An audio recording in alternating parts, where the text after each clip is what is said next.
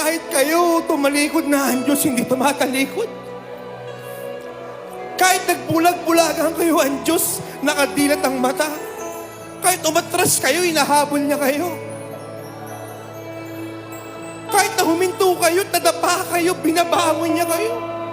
Kahit na iba yung lumalabas sa ating mga bibig, patuloy siyang niniwala sa atin.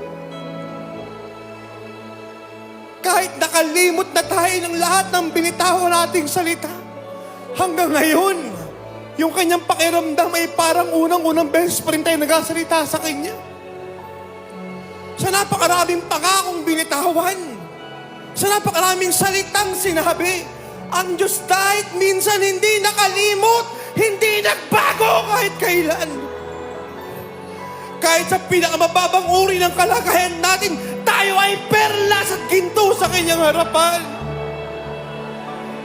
Kahit na ulit-ulit kayo na dadapa, nagkakamali, nagkukulang, ginto ang tingin niya sa inyo, perlas ang tingin niya sa inyo. Wala kayong katulad, wala kayong kagaya.